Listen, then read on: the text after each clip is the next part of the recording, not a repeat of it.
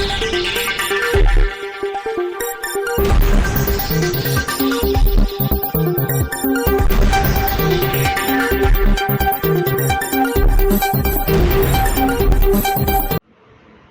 દર્શક મિત્રો, આપ જોઈ રહ્યા છો શિનો સમાચાર। નર્મદા જિલ્લા ખાતે સમાન સિવિલ કોડ સમિતિની બેઠક યોજાઈ, જેમાં આમ આદમી પાર્ટીના ડેડિયાપાડાના ધારાસભ્ય ચૈતર વસાવા હાજર રહ્યા હતા।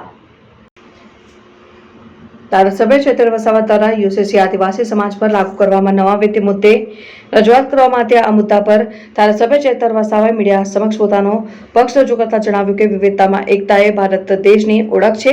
આપણો દેશ અને રાજ્ય વિભિન્ન ધર્મ સંપ્રદાયોની જાતિઓમાં વહેંચાયેલું છે અને તમામના પોતાના અલગ અલગ સામાજિક અને ધાર્મિક નિયમો છે। અમારું માનવું છે કે યુસીસી લાગુ થવાથી સૌથી વધારે અસર આદિવાસી અને અલ્પસંખ્યકો પર થશે।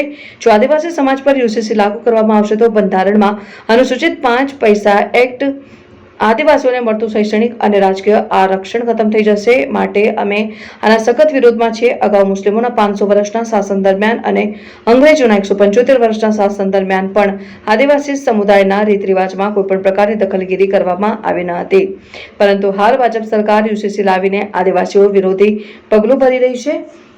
રિપોર્ટર દિનેશ વસાવા, શિનોર સમાચાર ન્યૂઝ, ડેડિયાપાડા।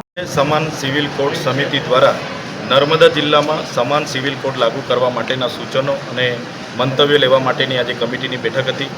આ કમિટીમાં અમે બેઠા, શરૂઆતમાં અમે એમના પર જાણવાનો પ્રયાસ કર્યો, એટલે એમણે કીધું કે રાજ્યના ગૃહમંત્રી દ્વારા એક નિવેદન આપવામાં આવ્યું છે કે આદિવાસી પર લાગુ ના થાય, પણ રાજ્યના સીએમ સહિતના કેટલાય નિવેદનો આપીને એ ફરી જતા હોય છે। ત્યારે અમે લેખિત માંગ કરી છે કે આદિવાસીઓ પર લાગુ થવાના છે કે કેમ।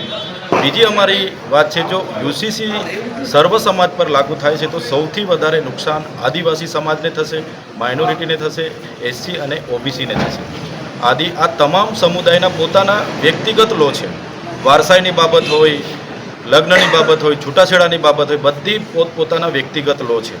એટલે અમારી જે પરંપરાઓ છે, રૂઢિઓ છે, જેમાં છૂટાછેડા હોય, ગોદ લેવાનું હોય, ઘર જમાઈ રાખવાના હોય, ઉત્તરાધિકારી નક્કી કરવાના હોય, બહુપત્નીત્વનો હોય, બહુપતિત્વનો હોય, વિધવા વિધુર પુનઃ લગ્નની વાત હોય, જેવી તમામ બાબતો અમને પેઢી દર પેઢી મળી આવેલ છે। અને તે વખતે પણ મુગલોના 500 વર્ષના શાસન હોય કે અંગ્રેજોના 175 વર્ષના શાસન હોય, અને દેશનું જ્યારે બંધારણ બન્યું ત્યારે પણ 23/11/1948માં આર્ટિકલ 44 પર ચર્ચા થઈ। તે વખતે આર્ટિકલ 35 હતું, ત્યારે પણ યુસીસી લાગુ કરવામાં કોઈએ સમર્થન નથી આપ્યું।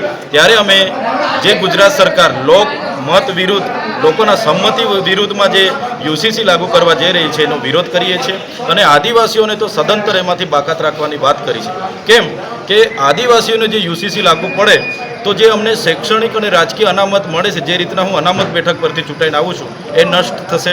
અમારા જે અનુસૂચિ 5 અંતર્ગત જળ, જંગલ, જમીન અને ખનિજો પરના પ્રાવધાનો છે, એટ્રોસિટી એક્ટ છે, તો તે AA છે, પૈસા એક્ટ છે, તમામ પ્રાવધાનો નષ્ટ થશે, એની અમને ભીતિ છે। એટલે યુસીસીનો અમે વિરોધ કરીએ છીએ। અને વિવિધતામાં એકતા ધરાવતો આપણો દેશ, બંધારણ સૌને સ્વતંત્રતા આપે છે, કોઈ પણ ધર્મ પાળે, કોઈ પણ ભાષા બોલી કરી શકે, ત્યારે યુસીસી લાગુ કરવામાં નહીં આવે એવી સ્પષ્ટ અમે માંગ કરી છે।